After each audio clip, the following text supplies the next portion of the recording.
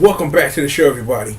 Lupinranger versus Patranger number 14. Bang, bang, bang. The trap is set. Yeah, I'm going to open with them and then hit you with the adieu when we go to a commercial break. I've been working on that, but regardless, though, the trap is set. I'm like, yo, this episode put in this work. Like, I swear, the episode felt a lot longer than normal, and it's a normal length episode, so I don't know whether that was how. I think it might have been because I was so tense watching the episode that so much stuff was popping off at the same time that nutso level garbage was just popping off this episode, and I was just kind of like, yep, popping off major, because yo, this episode had everything. I'm like, yo, like, for a change, the Lupinrangers didn't really do nothing. Kogure came to the hood, like, I'ma scratch my nose, but Kogure came to the hood like, yo, dude shrink and go get him. And then they sit up here like, yo, y'all ain't important to this plot because we've got other things to do, like fucking murder police cops. So here's the Lupin collection piece, go about your business. I was kind of like, wow. So everything that I sat up here said to the last review is thrown out the window, because now we get to like the part of the episode that I appreciate, right? That we got some Keiichiro backstory. Is that Keiichiro is like, they said, the person set it up like, yo, Keiichiro loves to smile around kids and he's this and he's that, but then we ultimately learn through that is that we had a kid who's sitting up here like, yo, I want to save the world, but yo, Lupinranger's hella better than you bitch ass fucking pigs, so fuck off, assholes. And I'm just like, damn kid, that's kind of fucked up if you really think about it, but I'm not going to stop you, kid. You know what I'm saying? I grew up with NWA, so it is fuck the police. If that's how you feel, because, yo, it's Phantom Thieves for life. You know what I'm saying? Persona 5, bitches.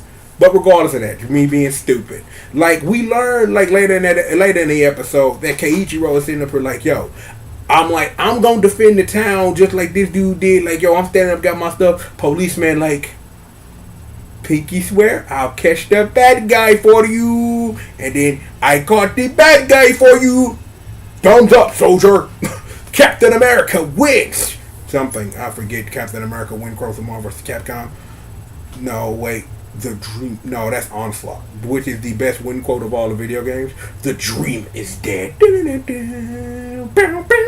Man, I love Marvel vs. Capcom. But regardless, we're getting off topic. Look, I'm glad that the episode gave us that, because a lot of what this episode was that ultimately it was a setup game. And I appreciate even more than the Keiichiro backstory and him being all hot-blooded was the setup for this episode. It was so dumb.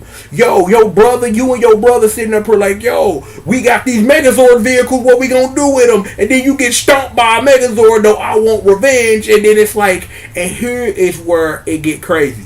You have the actual monster of the day roll up on Ronnie-Oh and a squad like, yo, what's up, niggas? I want to put in some work. What's really good? Show me where them 5-0s that I murder pigs all day. Murder pigs. Grip gang. And I'm just like, really? Okay. Fine. Your plan is to murder police cops. So, yeah, this is going to go over real well. See, none of what happens in this episode matters but one thing. But I'll get you there. The Lupinrangers come in for like all of 5 seconds, like, yo, we trying to get collective pizza because you know some dude with ice gun froze all our homies or whatever, and we love them. So the smartest thing I have seen in quite a while, the bad guy's like, I don't need this. He that motherfucker, y'all go collect after that, because the real plan is we finna murder us some fucking pig. Cop killer. And I'm just like, yes, murder you 5-0. Murder these cops, just murk them all. It's like, I just love that the setup was your brother got stomped by a Megazord and you want revenge, so you gonna murder cops in the name of Ronnie-Oh. And I'm just like, already. So Keiichiro's doing the thing with a drill, his best Gurren Lagann impression. I'm just gonna drill into this hole or whatever. He sits up here and ultimately the other rest of the squadron of the police cops take L's because you finna get murdered. But it was how they got fucked up. See, this is the part of the episode that I loved. Ronnie-Oh sitting in a leather chair, spins a thing on his arm, and just blows up niggas. And I'm just like, the fuck?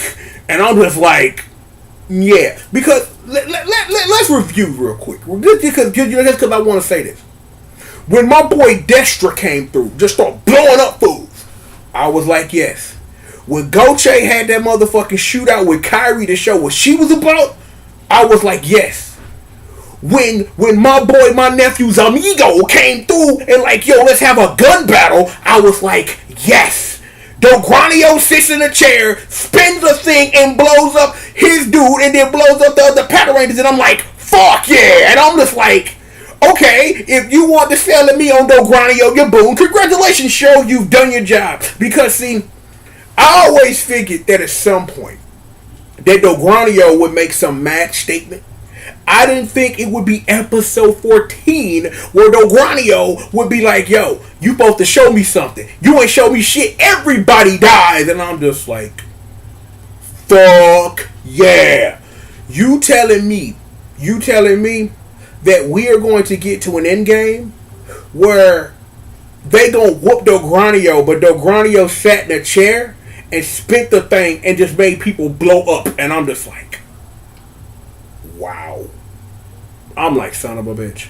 I'm like, yo, I have missed mad important parts of this episode. Like, you know, at one point, you know what I'm saying, the Patrangers were sitting up here, you know, shooting wool. And I'm just like, yay, gun battles. And I'm like, yo, none of this matters because the boss of the show just sat up here and made everybody and their mamas, daddies, and their aunties and uncles and grandparents take fucking L's. And I'm just like, fuck yes. I'm like, I sat up here for real and I've had my thoughts through these reviews about like what Gongla really, what the Gongla on. Like I said, like everybody that done their thing.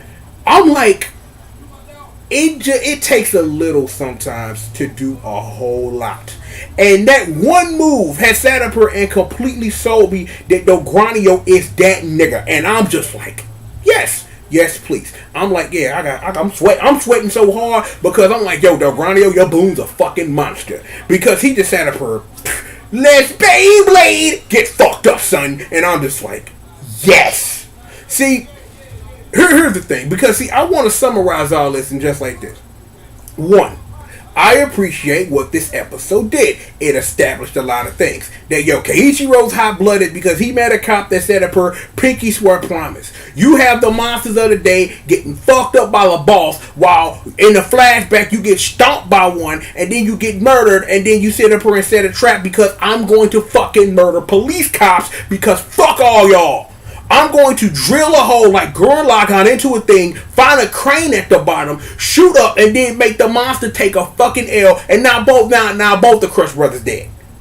And then the Ronnie-Oh, let's Beyblade again. I'm like, it happened so many times in my head canon. Like the Ronnie, they just sat up here and show repeated this flashbacks. Like, you know how you watch WWE or whatever? Like, yo, let's see that on replay. I had to rewind that a couple of times because he just said bloop and just blew people up, and I'm just like, the fuck, right? Like, swear to God, are you serious? Like, yo, this is how, because it's like, my thing is, like I said earlier, when I described everybody else getting the opportunity, you know what I'm saying, to sit up here and rock shit, that is a show of force. I thought what Destra did more than one occasion in this show so far was a show of force.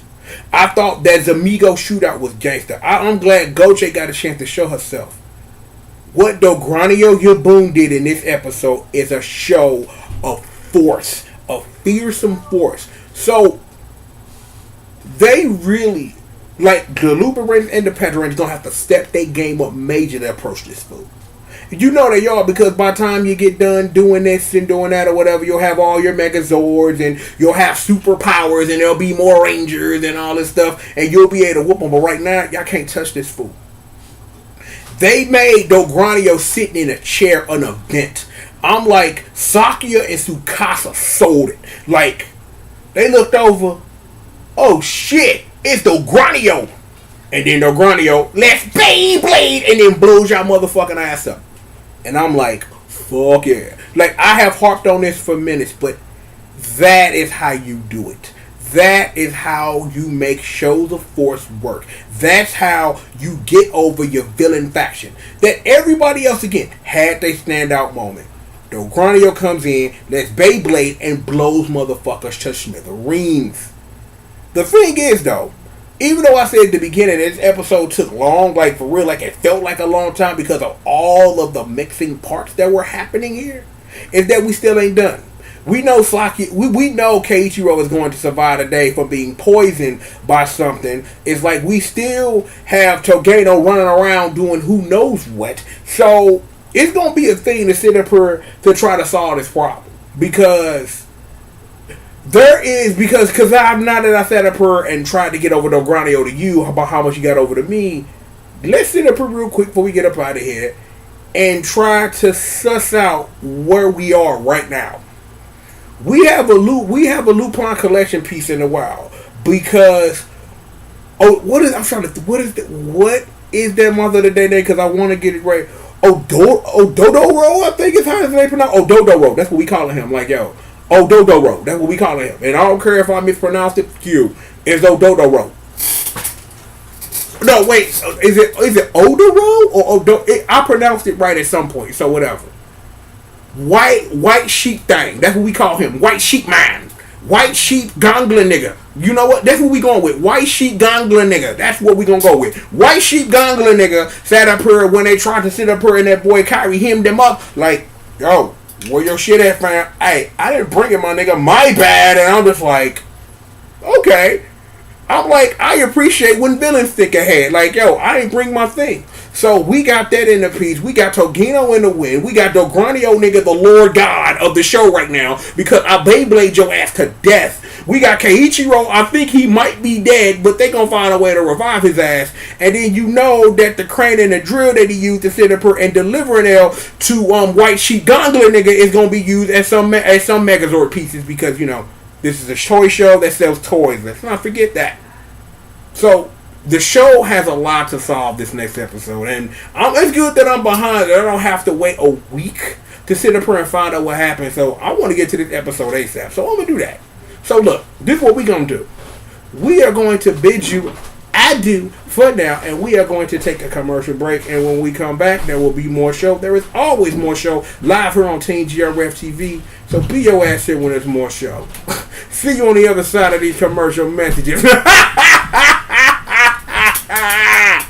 That's Beyblade.